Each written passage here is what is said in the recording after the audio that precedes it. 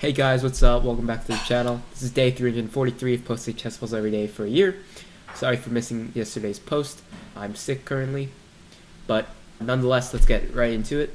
This game is from the London Chess Classic 2023 that just ended yesterday, and this is the last round. Hans Niemann is white, and Gukesh D, the Indian chess prodigy, is black. So, it's Gukesh's move, and he castles kingside, which is a mistake. Best would have been to castle queenside, defending the pawn on b7, but Gukesh plays castles kingside, and now Hans has a really good move here that basically sealed the game.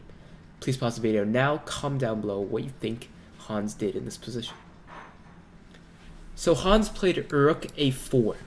This is a great move because, well, one, the rook on a1 isn't doing anything currently. Every single other piece is currently doing something. The rook on e1 is defending the pawn on e3. The bishop is eyeing the d5 pawn and this good diagonal. And the knight is ready to jump in and support e4 pawn push or d4 pawn push.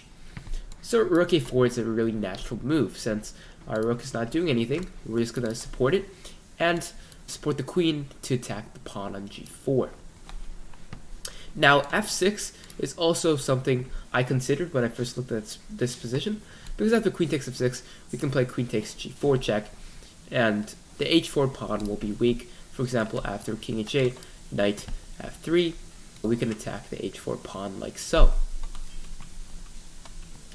But rook a4 is much better. For example, let's say Gukesh plays knight takes f5. We're just going to take on g4. The idea is that after, let's say, queen takes g4, rook takes g4, king h8, we're just going to play e4, kicking the knight out, opening up the center, and attacking the h4 pawn. For example, let's say d takes e4. We're just going to play d takes e4 right back at black. Let's say knight d6, and we capture on h4. We are up a pawn, our bishop's pretty strong, and all of our pieces are quite optimally placed. For example, let's say rook e8, we bring our knight to f3 with the idea of knight g5 and putting pressure on the e5 pawn. So, in conclusion, our position is really easy to play. Gukesh played g3, we played queen takes h4 in the game. If g takes h2 check, this is a bad move, since after queen takes, our rook has an additional square on h4, creating an attack. Let's say knight takes f5, we play knight f3, kicking the queen back, and let's say queen g7, h3 attacking the knight on f5, and threatening rook g5, pinning and winning the queen. For example, let's say knight h6, we play rook h4, attacking the knight on h6, and we win the knight and the game after that. So, black is forced to take, and now we play rook takes. If g takes h2 check, we play rook takes h2. Let's say knight takes f5. Now e4 is a critical move. We open up the center, and after d takes e4, rook takes. The game continued. Rook g4 check, king h8, knight e4, and actually I don't think this is the game, but this would be completely winning since our rook is pinning the knight on h7. We have knight f6 coming. We have knight g5 coming, and this is just wraps for black. Gukesh played knight takes f5 in the game. We played rook g4 check, king h8, h takes g3. Actually, it was g takes h2. f6 is what Gukesh played, trying to solidify the center. And now we're just going to play e4, exploiting the fact that the d5 pawn is pinned. And now, after knight f3, rook g7, d4, exploding open the center.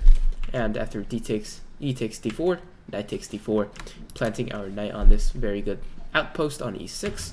Knight g5, trying to prevent our knight from going there.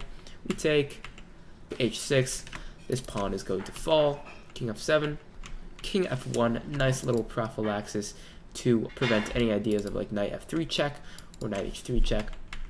Rook g8, c4, kicking the knight out, c5 check, knight d5 takes, and now knight e6, exchanging off this knight.